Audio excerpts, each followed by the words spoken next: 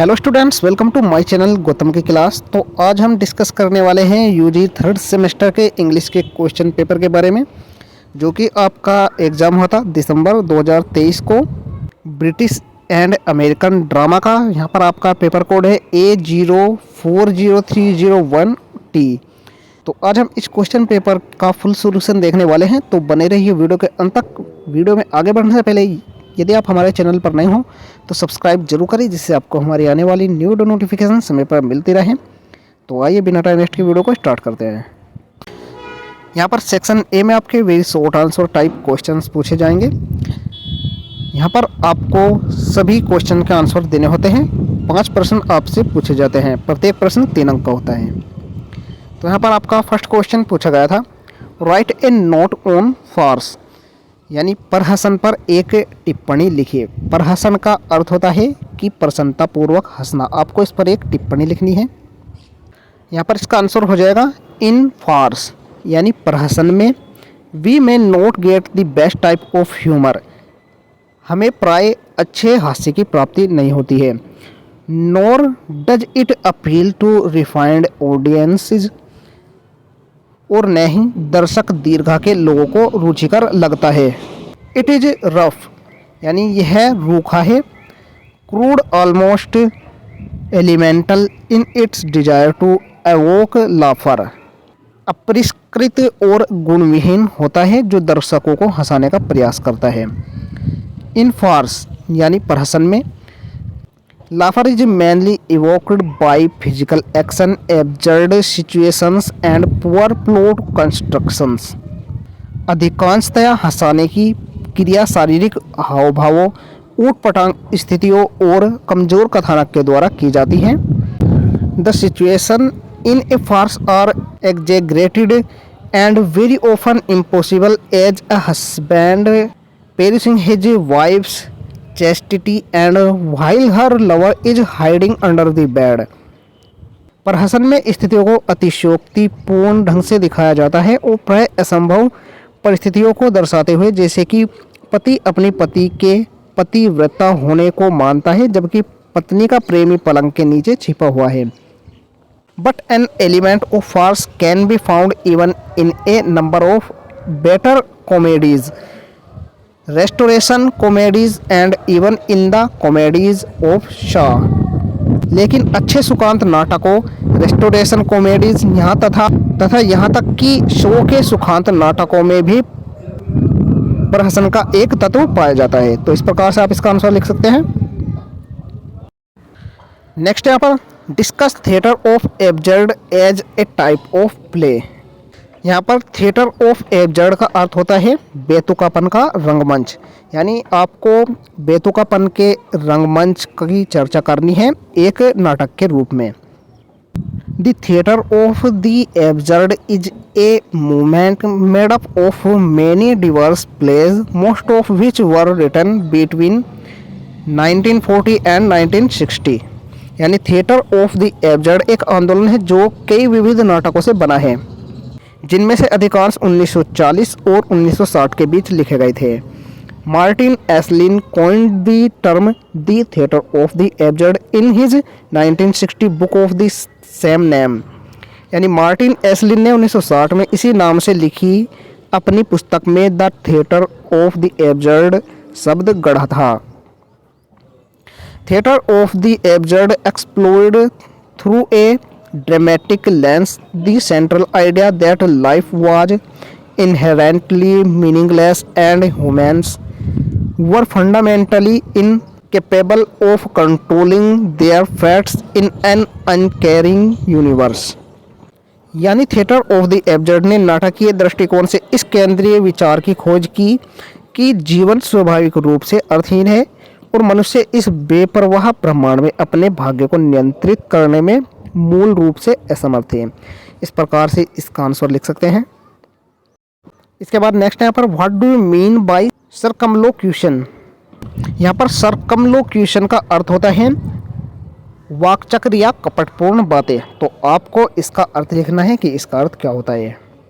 इसका आंसर हो जाएगा यहाँ पर circumlocution is a rhetorical device, यानी सर्कमलोक्यूशन वाग्मिता की एक विधा है और वाकजाल या वक्रोक्ति का एक स्वरूप है। It occurs when a writer is not clear enough in what he or she wants to say। इसका आविर्भाव उस दशा में होता है जब लेखक या लेखिका को आभास नहीं हो पाता कि उसे आगे क्या कहना है।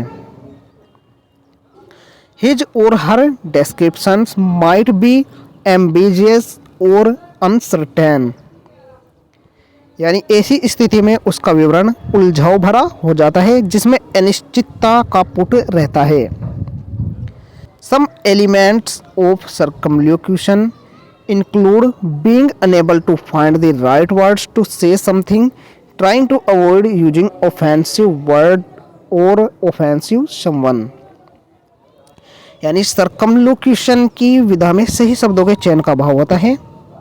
नेक्स्ट क्वेश्चन यहाँ पर write a note on epilogue in a play, यानी उपसंहार पर एक टिप्पणी लिखिए नाटक में। यहाँ पर एपिलोग का अर्थ होता है उपसंहार।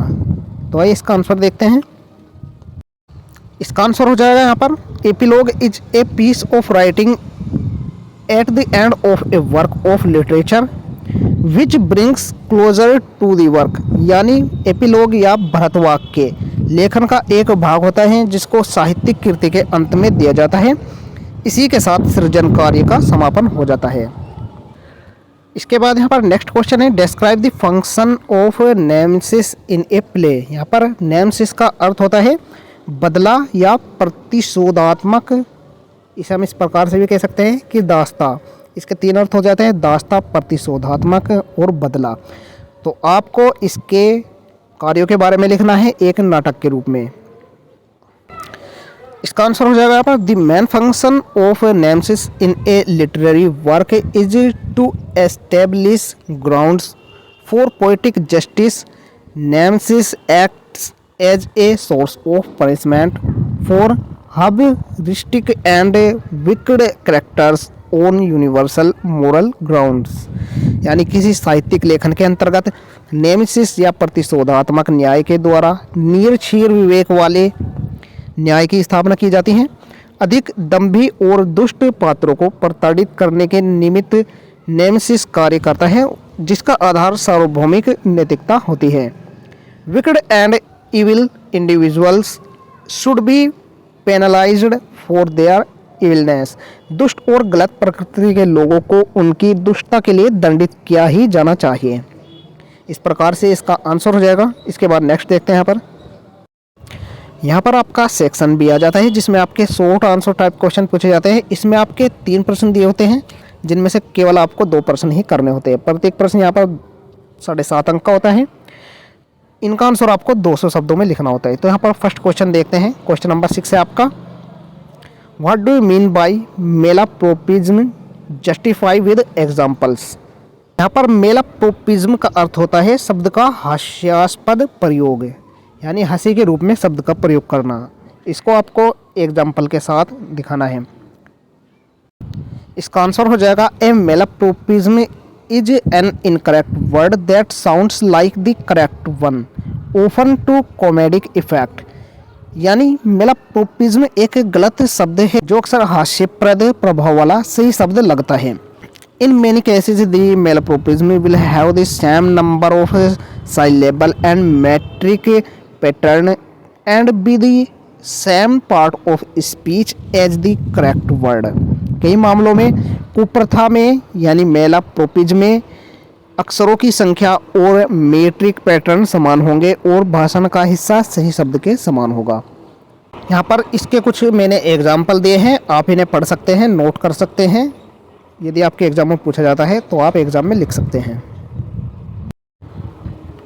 इसके बाद यहाँ पर नेक्स्ट है right a note on opening seen in King Lear.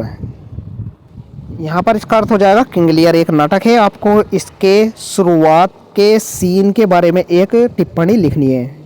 The play opens with the Earl of Kent and Earl of Gloucester talking about King Lear's plans for the division of the kingdom. यानी नाटक की शुरुआत Earl of Kent और Earl of Gloucester द्वारा King Lear की राज्य के विभाजन की योजनाओं के बारे में बात करने से होती है।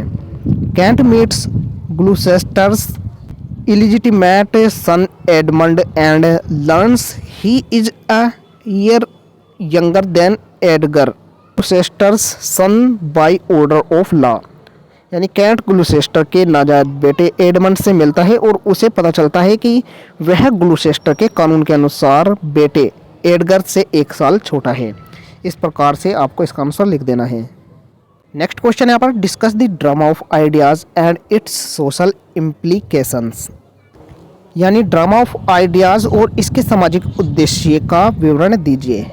यहाँ पर इसका आंसर हो जाएगा, to Bernard Shaw the aim of the drama was the interpretation of life through a picture of human existence. यानी जॉर्ज बर्नार्ड शॉ मानते थे कि ड्रामे का उद्देश्य जीवन की व्याख्या करना होता है जिसमें मानवीय सभ्यता आगे बढ़ती है। सो presented that from it could be gathered the philosophy which the author wished to propagate। यह एक ऐसा माध्यम है जिसके द्वारा ऐसे दर्शन का विकास किया जा सकता है जो लेखक वास्तव में उद्घाटित करना चाहता है। Closely allied to this view of the drama is that adopted by Butler, Wells and Galsworthy। कुछ इसी प्रकार की या इससे मिलती जुलती विचारधारा का पोषण बटलर, वेल्स और गाल्सवर्दी ने भी किया है। They believe it as a means of social propaganda and a medium of the discrimination of their ideas. उनके दृष्टिकोण में यह एक ऐसा माध्यम है जो जनमानस में जागरूकता पैदा कर सकता है और व्यक्ति व्यक्ति के विचारों में फर्क महसूस करा सकता है।